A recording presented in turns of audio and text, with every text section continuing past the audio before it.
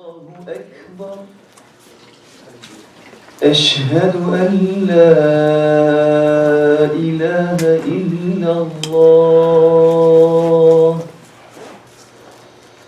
أشهد أن لا إله إلا الله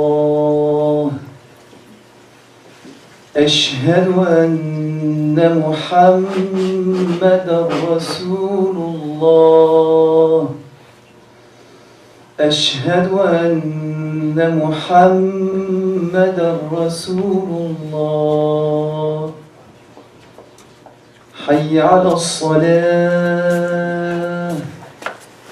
حي على الصلاة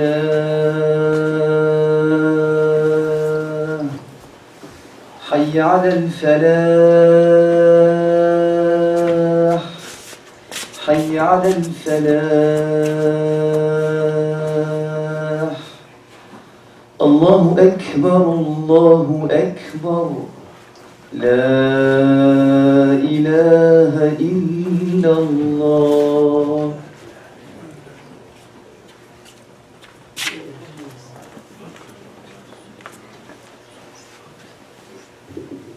إن الحمد لله نحمده تعالى ونستهديه ونعوذ بالله من شرور أنفسنا ومن سيئات أعمالنا أوصي نفسي وإياكم بتقوى الله يا أيها الذين آمنوا اتقوا الله حق تقاته اتقوا الله حق تقاته ولا تموتن إلا وأنتم مسلمون يا أيها الناس اتقوا ربكم الذي خلقكم من نفس واحدة وخلق منها زوجها وبث منهما رجالا كثيرا ونساء واتقوا الله الذي تساءلون به والأرحام إن الله كان عليكم رقيبا يا أيها الذين آمنوا اتقوا الله وقولوا قولا سديدا يصلح لكم أعمالكم ويغفر لكم ذنوبكم ومن يطع الله ورسوله فقد فاز فوزا عظيما أما بعد ألا وإن خير الكلام كلام الله تعالى وخير الهدي هدي محمد صلى الله عليه وسلم وشر الأمور محدثاتها وكل محدثة بدعة وكل بدعة ضلالة وكل ضلالة وصاحبها في النار أعاذنا الله وإياكم منها وأشهد أن لا إله إلا الله وحده لا شريك له له الملك وله الحمد وهو على كل شيء قدير وأشهد أن محمدا عبده ورسوله أشهد أنه قد بلغ الرسالة وأدى الأمانة ونصح الأمة وكشف الغمة وجاهد في الله حق جهاده حتى أتاه الله اليقين وصل اللهم وسلم عليه وعلى أصحابه وذريته وأزواجه ومن اتبع هديه إلى يوم الدين اللهم آت أنفسنا تقواها وزكيها أنت خير من زكاها أنت وليها ومولاها نسأل الله عز وجل الذي جمعنا في هذا المكان على طاعته أن يجمعنا في زمرة المصطفى صلى الله عليه وسلم وأن نشرب من يده الزكية الطيبة شربة ماء لا نظمأ بعدها أبدا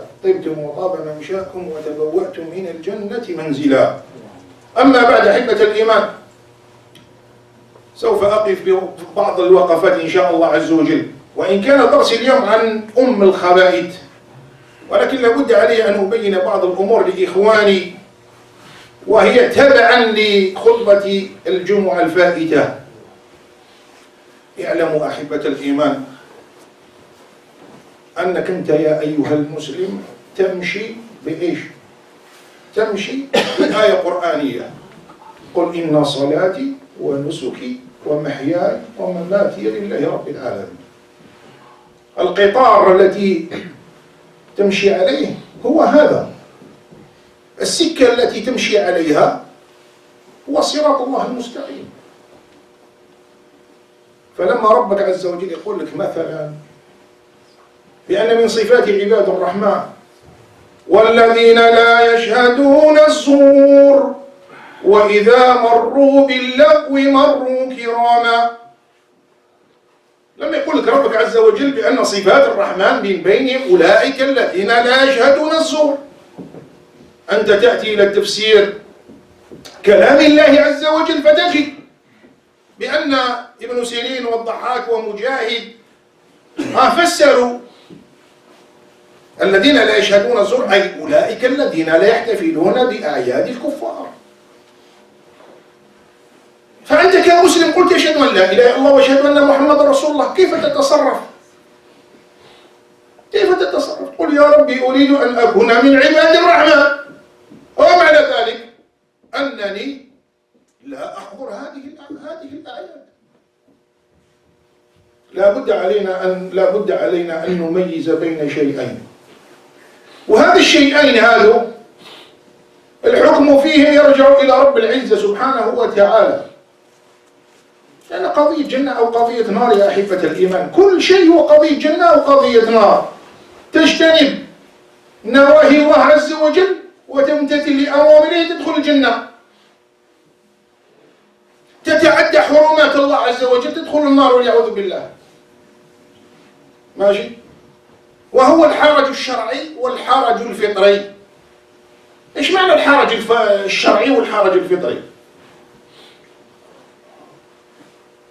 ربي عز وجل قال وما جعل عليكم في الدين من حرج، صح ولا لا؟ إذا ما في الدين حاجة حرج. هل في الدين حاجة حرج؟ ما في الدين حاجة حرج. هذا الحرج الفطري الذي أصبح عندنا هو أن الإنسان مثلا يشتغل ويأتونه بقارورة خمر هدية فهو يستحي يأخذها، يستحي، حرج فطري. يقول كيف إنسان أهدى لي هدية وما نقول له ما نديهاش. أو أن الشركة عزمته على غداء أكلة وعلى طاولة الخمر وهو المسكين عنده حرج فطري. الناس ناس ملاح، الأناس ناس طيبين ما شاء الله، ولكن يستحي فيجلس على طاولة يدار عليها الخمر، فهذا حرج فطري. هل هو شرعي؟ هل أن هذا الحرج الفطري الاستحياء بهذه الطريقة هل هو شرعي أم غير شرعي؟ هو غير شرعي، هو محرم. يعني ايش معنى المحبة؟ إظهار المحبوب عن كل مرغوب. المحبوبات كلها الموجودة في الدنيا، كل المحبوبات الموجودة في الدنيا أوضحها في جهة، وحب الله وحب رسول الله وحب شرعه حطها في جهة. لابد على الإنسان يفهم هذه الأمور. ثم بعض المفاهيم اللي حد الآن الناس مش فاهمينها. الذين قالوا بأن المسيح عيسى ابن مريم إله، هل كفار أم غير كفار؟ كفار أم غير كفار؟ لقد كفر الذين قالوا إن الله ثالث ثلاثة، كفروا هؤلاء الناس بدليل القرآن. لقد كفر الذين قالوا إن المسيح عيسى ابن مريم إله، قد كفروا هؤلاء الناس بدليل القرآن. فكيف يأتي اليوم إنسان يقول لك لا هذول ليسوا بكفار، والله خصتهم الشهادة. إذا خصتهم الشهادة لأن العهد بين الكافر والمؤمن هو الشهادة. عيسى عليه السلام إيش هي؟ لماذا بعثه أرسله الرب عز وجل؟ لماذا؟ قال ما أمرتهم إلا ما أمرتني به أن اعبدوا الله كمل ربي وربكم. إذن لا ميسيون تاع عيسى إيش هي؟ ما هي وظيفة عيسى؟ هي وظيفة الرسل كلهم، وهو التوحيد، توحيد الله عز وجل. يا جماعة الخير هذه التهاني حتى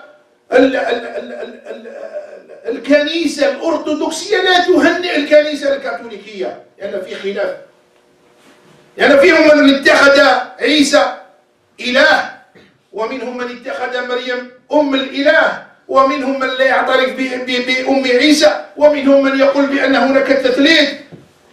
سبحان الله. ويأتي الإنسان المسلم وأنتم ترون يا أحبة الإيمان كيف أصبح الناس اليوم، وهذه تدل على إيش؟ على أن الرسول الكريم ما الهوى لا تتبعن سنن ما قبلكم القدة بالقدة حتى لو دخلوا جحر ضب لاتبعتموهم. فأصبح الإنسان المسلم يشتري الصبندول ويشتري اللعب وفيه الهدايا وما شابه ذلك. فأفيقوا عباد الله، نحن أمة الإسلام ديننا دين كامل. كلام اليوم وأنتم تعرفون هذه الأيام سميتها الكبائر في العشر الأواخر. هذا الدرس سميته الكبائر في العشر الأواخر. وش هم العشر الأواخر؟ 10 أيام الآخرين تاع السنة. إيش يحدث فيها من كبائر؟ أول كبيرة تكلمنا عنها هي كبيرة الشرك، صح ولا لا؟ الناس يشركون. ثاني من أكبر الكبائر وإيش هي الخمر. ما في أيام يشرب فيها الخمر كهاته الأيام.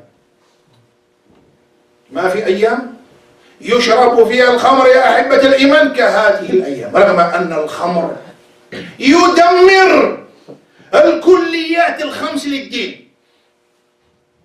الخمر يدمر الكليات الخمس للدين. الدين مبني على كليات: النفس والدين والعقل والعرض والنسل. الخمر إذا دخل دمر هذه الكليات الخمس. ويطلع علينا في قنواتنا وشاشاتنا أولئك الذين فتنوا المؤمنين والمؤمنات، فأصبحوا يشككون الأمة حتى في المعلوم من الدين بالضرورة. حتى يشككون الأمة، يقول لك لا والله ما في آية في القرآن تحرم الخمر. يا سبحان الله. وربنا عز وجل خطابه بين، خطاب الله عز وجل بين واضح بلسان عربي يفهمه كل إنسان تعلم العربية لغة الله. يا أيها الذين آمنوا إنما الخمر والميسر والأنصاب والأزلام رجس من عمل الشيطان فاجتنبوه لعلكم ترحمون. إنما يريد الشيطان أن يوقع بينكم العداوة والبغضاء في الخمر والميسر ويصدكم عن ذكر الله وعن الصلاة فهل أنتم منتهون. آية باينة ولا لا؟ آية باينة. كل إنسان يتقن العربية يفهم. إنما الخمر والميسر والأنصاب والأزلام رجس. ما معنى رجس؟ رجس معناتها نجاسة. هذه نجاسة مادية، impurity material. كان هناك نجاسة ايش؟ معنوية. قال واجتنبوا الرجس من الأوثان واجتنبوا قول الزور إنما المشركون نجس، والنجس هو الرجس. إذن هذا رجس. ورب عز وجل بين ايه؟ قال من عمل الشيطان. يا سبحان الله. هل رأيتم في حياتكم أن الشيطان أو سمعتم في حياتكم أن الشيطان يأمركم بالمعروف؟ ورب عز وجل قال إن هذا عدو لك ولزوجك، إن الشيطان عدو لكم فاتخذوه عدوا. الخمر يا أحبة الإيمان دليل على من اجتنبها، دليل على إيش؟ على الفلاح. هل بإمكانكم، هل واحد من الإخوان يقوم ويقول يا شيخ أنا رأيت إنسان يتعاطى الخمر وهو ناجح في حياته سواء الأسرية أو حياته المادية أو حياته التجارية وما شابه هذا، حتى حياته الصحية، وسوف نفصل. لأن ربك عز وجل الحكيم والعليم قال لعلكم تفلحون، يعني من اجتنب الخمر والميسر فسوف يكون من الفالحين أو من المفلحين. إنما يريد الشيطان، ها رب عز وجل تبين يقول إنما يريد الشيطان أن يوقع بينكم العداوة والبغضاء في الخمر والميسر ويصدكم عن ذكر الله. شوف هذه القضية، يصدكم عن ذكر الله. أي إنسان سبحان الله العظيم، أي إنسان يشرب الخمر مجرد ما تكون عنده مشكلة فإنه يلجأ إلى الخمر عوض أن يلجأ إلى إيش؟ إلى ذكر الله عز وجل. أنت كمسلم يا من قال لا إله إلا الله محمد رسول الله، لما يصيبك شيء إيش تدير؟ ماذا تعمل؟ الذين آمنوا وتطمئن قلوبهم بذكر الله، ألا بذكر الله تطمئن القلوب. هذا لأنه يتعاطى الخمر فإنه يتوقف عن ذكر الله ويذهب فيشرب حتى يسكر، كأنه يظن بأن هذا الخمر سوف ينسيه من المتاعب ومشاق الدنيا. إنما يريد الشيطان ليوقع بينكم العداوة والبغضاء في الخمر والميسر ويصدكم عن ذكر الله وعن الصلاة. ونحن نتكلم عن الصلاة. كثير من الناس من يدمنون على الخمور والعياذ بالله لا يصلون، والذي لا يصلي ليس له نور، لأن نور المؤمن هي الصلاة. فهذا الإنسان يعيش في ظلمات إلى أن يلقى الله ربه. كثير من الناس يا جماعة الخير وأنتم ترون في الإنترنت وما شابه ذلك يقول لك لا، يقول لك القرآن يسألونك عن الخمر والميسر قل فيهما إثم كبير ومنافع للناس وإثمهما أكبر من نفعهما. يقول لك فيه منافع، وهو لا يعرف أن هذه الآية نزلت في أول الأمر، لأن الصحابة رضوان الله تعالى عليهم كما تعرفون بأنهم كانوا يتعاطون الخمور كما يشمون رائحة الهوى. ومعروف أن في معلقات الشعر تجد من يمدح ويمدح الخمر وما شبه ذلك. وكان العرب حتى لما نزلت في الآية التحريم التي ذكرتها آنفا، كان أنس بن مالك رضي الله تعالى عنه خادم النبي صلى الله عليه وسلم يسقي أبي طلحة بن عبيد الله أحد من المبشرين بالجنة، كان يسقيه. فلما سمع قول الله عز وجل إنما يريد الشيطان أن يوقع بينكم العداوة والبغضاء ويصدكم عن ذكر الله وعن الصلاة فهل أنتم منتهون؟ الصحابة كانوا متجمعين مقصرين صح، قالوا انتهينا. ومنهم من كانت له جرعة في فيه، كان غير كما شرب جرعة. هل بلعها؟ قال لا، لو لا نبروفيتي هذه الدرني مومو، خليني نبروفيتي نكملها. لا، بسقوها، كسروا الكؤوس التي كانت في أيديهم، ما تحققوا، قالوا لا والله واقيلا هذا الإنسان هذا ما أصابته حبوب الهلوسة. لا، امتثال لأمر الله سبحانه وتعالى، حب الله عز وجل. سمعوا بأن الخمر محرمة انتهوا عنها. وتحريم الخمر جاء بالتدريج كما قلنا في أول الأمر. من الناس كما قلنا من يقول بأن فيه منافع. هذه المنافع التي ذكرت في هذه الآية قبل تحريمها منفعة لمن؟ للبائع، للمشتري، للذي يحمل، للذي يعصر. هذا قبل التحريم كان فيه منافع. أما اليوم يا أحبة الإيمان والله ما فيها ولا منفعة. في كتب كثيرة منها كتاب الخمر داء وليس بدواء. حتى الأطباء الآن يقولوا بأن الخمر حتى وإن شرب منه كاس صغير في النهار فقط فإنه يصيب كل الأعضاء من فوق الرأس إلى أقصى البدن وهو القدم.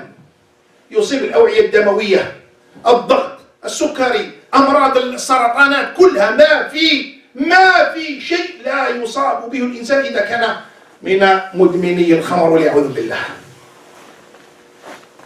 والنبي صلى الله عليه وسلم قد بين بأن الخمر أم الخبائث، قال النبي صلى الله عليه وسلم الخمر أم الخبائث، وكان يسميها عثمان بن عفان بأنها أم الخبائث، حتى كان يقول ويقص على الصحابة أنه كان رجلا من قبلنا، قال كان رجلا من قبلكم يعيش في التعبد، يتعبد فقط الله عز وجل.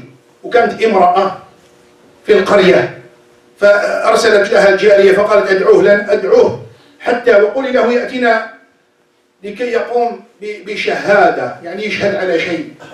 فلما دخل ذلك الرجل كلما دخل بابا إلا وأغلقت الجارية الباب، أغلقت الجارية الباب.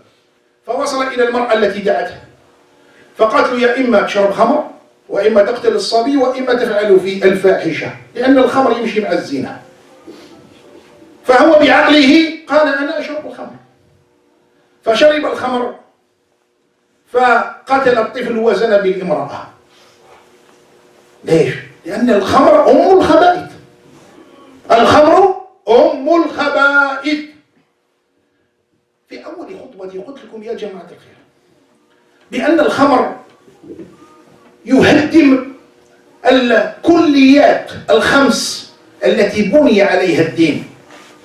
خذ مثلا المال، كل الذين يتعاطون الخمور والعياذ بالله ليس لهم مال، فهو يشرب في كل يوم وآن، فهو هذا الإنسان قد أفلس، لأن الذي يتبع الخمور مفلس والعياذ بالله.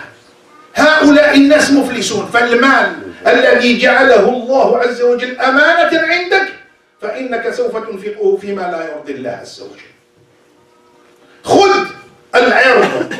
وقد ذكر الشيخ العثيمين رحمه الله أن رجلا أتاه فقص عليه قصة، قالوا كان إنسان قد شرب خمرا، هذه قصة صحيحة يرويها الشيخ العثيمين رحمه الله، أن رجلا شرب خمر فأتى إلى بيته وهو سكران فرأى أمه فقال تفعلين معي الفاحشة.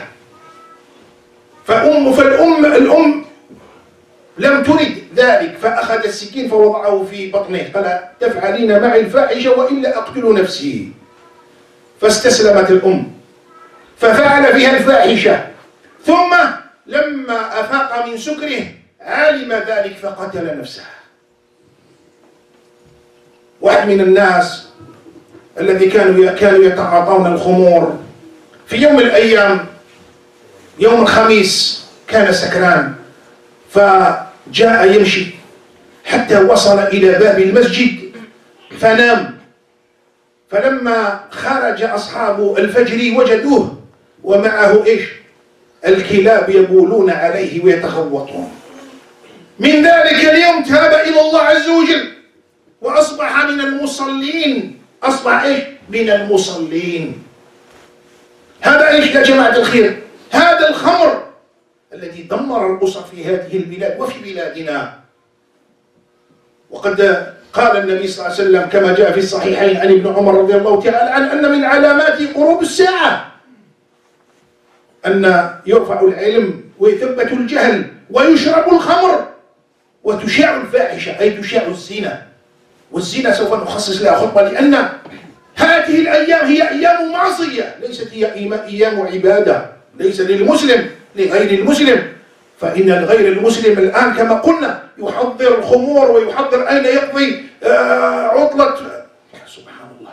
وأنت المسلم الذي من الله عز وجل عليك بكلمة لا إله إلا الله المنجية التي تنجيك من عذاب الدنيا وعذاب الآخرة، تحضر هذه الأيام التي هي أيام عادية بطاعة الله سبحانه وتعالى. أقول قولي هذا واستغفر الله العظيم لي ولكم فاستغفروه إنه هو الغفور الرحيم.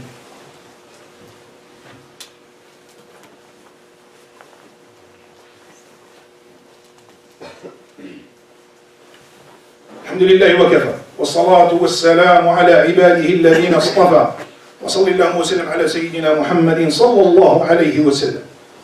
أحبة الإيمان، إن الخمر كما جاء في حديث ابن عمر رضي الله تعالى عنه أن النبي صلى الله عليه وسلم لعن 10 10. لعن 10 من أصناف الذين يتعاملون مع الخمر، وسوف أذكر البعض منها. فتعرفون بأن الخمر طوقه الله. إيش معنى طوقه؟ يعني أحيط من كل جانب، يعني لا يمكن لأي إنسان تعامل مع الخمر أن يفلت من عقاب الله عز وجل. لا يمكن، أعيد لكم هذه الجملة، لا يمكن لأي إنسان تعامل مع الخمر من قريب أو بعيد يفلت من إيش؟ من عقاب الله عز وجل. ونحن لا بد علينا كأئمة أن نبين للناس، فإن كثيرا من إخواننا يفعلون ما حرم الله بالنية الحسنة، ولكن هي مخالفة لشرع الله عز وجل. نبدأ: لعن الله شاربها.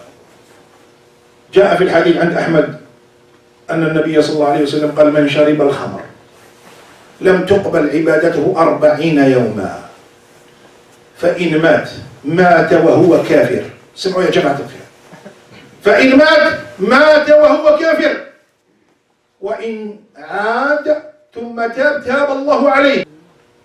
هذا من شرب الخمر. وكم من إخواننا في هذه البلاد ماتوا وهم سكارى، ماتوا وهم سكارى. بربكم في هذه البلاد المتقدمة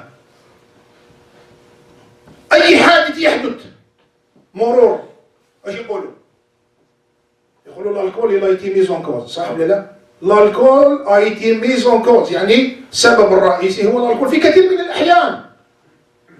تقريبا حوالي 30% إلى 40% من الحوادث المرور سببها إيه؟ سببها الخمر. لذلك بعض من العلماء المستشرقين يقولوا السم الوحيد الذي أباحه هؤلاء الناس هو الخمر، فهو السم، ولكن السم الوحيد الذي أباحه هو الخمر، فهو سم.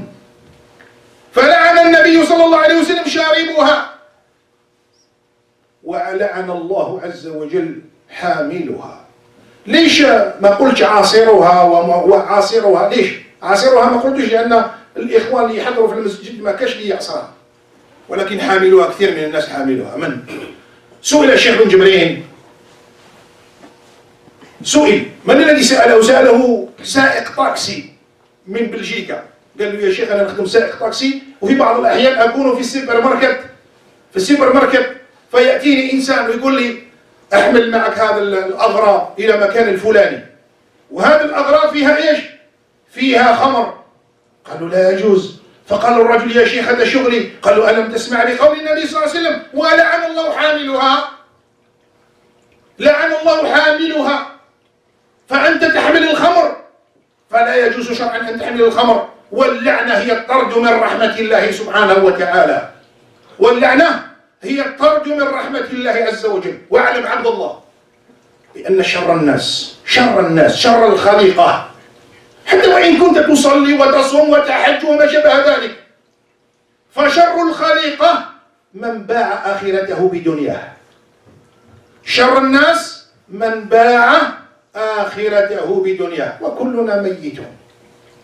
أين المفر؟ أين كما؟ وين هارب؟ وين هارب؟ لأنك يسألك ربي عز وجل يقول لك هذه ضرورة، قل يا ربي والله كم ضرورة. إيش ضرورة يا عبد الله؟ والله ما تموت بالجوع. من الذي يموت بالجوع؟ ما في. إذا فعلت شيئا فحضر جوابا لله عز وجل يوم القيامة، وربك عز وجل عالم، حضر الجواب. ومن إخواننا من يبيعها، خاصة الإخوان العجم.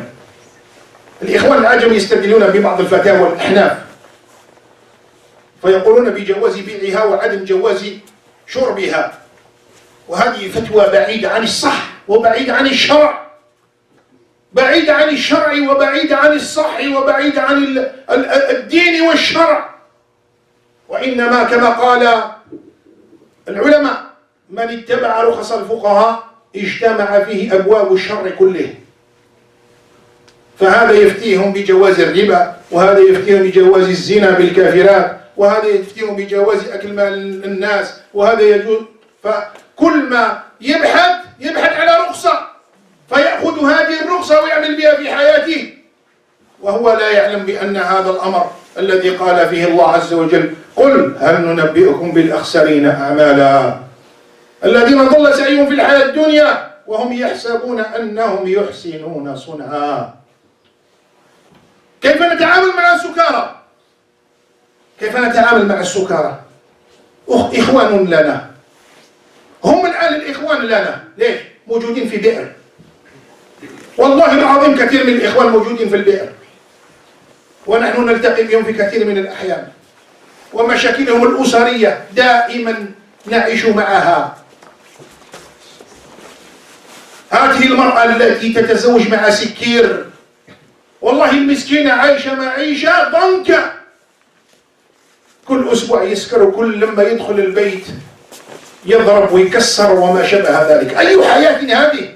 لذلك أوصيك أيها الأب، أوصيك أيها الأب أنك تنتقي لبنتك للرجل الصالح. وأذكركم بقصة أعرفها شخصيا. هذه بنت أتاها أخ ملتزم بقميص ولحية، وهو ملتزم يخطبها عند والدها، ولكن يعني ليس بالغني وليس بالفقير. فالأسرة لم ترد أن تزوجه هذه البنت فرفضوه.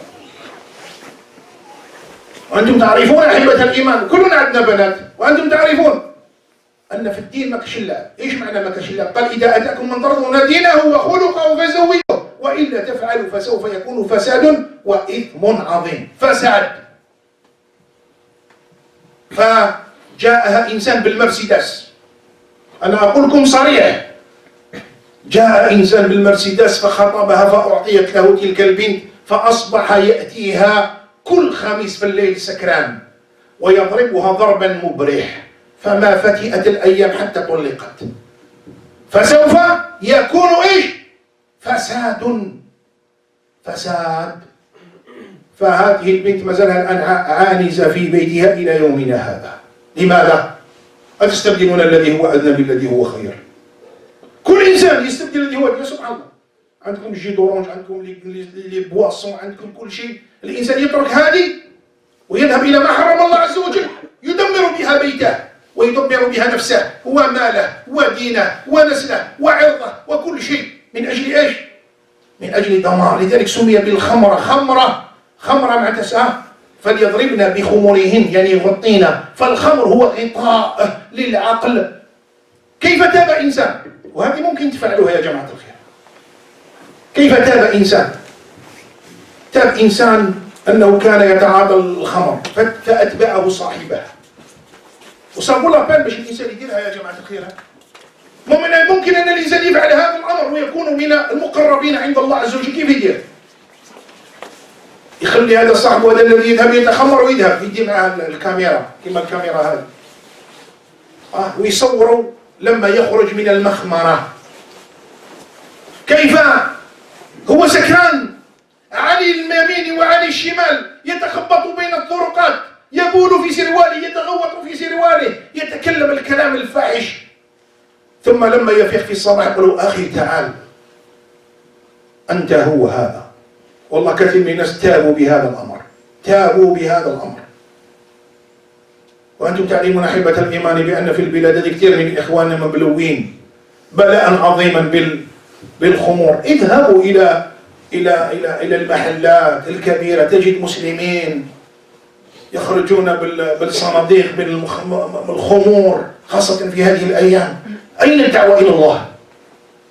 نحن أمة الخير، ونقول دائما الخوت يرد بالك تعيش لنفسك، إياك أن تعيش لنفسك، إياك أن تعيش لنفسك. كثير منا يعيش لنفسه، ثم لما يحل به مصيبة يقول: سبحان الله كيف وصلت إلي. والله تصل إليك. سيذكرني قومي إذا جد جدهم وفي الليلة الظلماء يفتقد البدر، فإنك أنت ولحمك المختار. لحمك هو المختار، إذا رقدت ونعست. فبالتالي أنا دائما أدعو إخواني أن يكونوا كما أمرنا الله عز وجل خير الناس للناس. كنتم خير أمة أخرجت للناس. هذا الإنسان اللي ربي ابتلاه بالخمر نرمي له دائما الحبل والكوردة، أنت حبيبنا وأخونا. ولما سكر ولما خمر ولما، لأن الأمة ما يشتلع بالدور ديالها. عنده مشكلة، عندك مشكلتك مع زوجتك، المسجد يحلها بإذن الله، المسلمين كلهم معاك. خسرت فلوسك، المسلمين معاك، سبحان الله. إنما المؤمنون إخوة. أي أمر أصابك، أي أمر أصابك، قال إذا عمت خفت نقسموا معك الآلام والأوجاع. ولكن هذه الأمة، أمة الإسلام، اللي ما تخممش فقط على نفسها. أعطيكم مثال يا جماعة الخير. شوف الآن كم عندنا من اللي كنا نصلي في هذا المسجد، لما تدخل المسجد وصيب الآن أحسن ولا كيف؟ لو أنكم وكما يقولوا باسم الإخوان المسؤولين أشكركم إن شاء الله على هذه المعاونات. المسجد هذا أحسن ولا كما كان؟ تعاونوا، صح ولا لا؟ تعاونوا، دولار دولار دولار دولار، ها المسجد يولي منور بإذن الله ويلعب الدور تاعه بإذن الله. لذلك نقول لإخواني أن الإنسان، أعيدها، أنت نور أيها الإنسان المسلم. انفع فقط. كيف تنفع؟ حتى وإن قابلك إنسان آخر بالشر أن تنفع، صح ولا لا؟ قرآن هذا مش قرآن، قرآن. فاستطعم أهلها فأبوا أن يضيفوهما فوجد جدارا يريد أن ينقض فأقامه، رغم أنهم ما ضيفوهمش. أي إنسان منا يروح عند واحد يقول ضيفني، يقول والله ما الدخة، إيش يعمل؟ يسبوه ويجي رايح. لا، هو وجد جدارا فأقامه. خلي غير الخير، غير الخير، دير غير الخير يا إنسان وتصيب الخير بإذن الله سبحانه وتعالى. نطلب من الإخوان اللي يعطيناهم الأوراق المساهمة في الجمعة الفائتة يعطيوها للإخوان إن شاء الله عز وجل، وإن الله لا يضيع أجر من أحسن عملا. اللهم اقسم لنا من خشيتك ما تحول به بيننا وبين معاصيك، ومن طاعتك ما تبلغنا به جنتك، ومن اليقين ما تهون به علينا مصائب الدنيا. اللهم متعنا بأسماعنا وأبصارنا وقوتنا أبدا ما أحييتنا، واجعله الوارث منا، واجعل ثأرنا على من ظلمنا، واجعل الدنيا أكبر همنا ولا مبلغ علمنا ولا إلى النار مصيرنا، واجعل اللهم الجنة هي دارنا. اللهم انصر إخواننا في كل مكان، اللهم ارفع عنهم البلاء يا رب يا كريم. اللهم إنهم لا يعجزونك، اللهم أرنا فيهم قوتك فإننا ضعفاء، اللهم إننا ضعفاء فأرنا فيهم قوتك يا كريم ويا عظيم. انصر إخواننا في كل مكان، انصر الإسلام والمسلمين. اللهم من أراد بالإسلام والمسلمين خيرا فأعنه على ذلك، ومن أراد بالإسلام والمسلمين شرا فاجعل تدبيره في تدميره. وأقم الصلاة.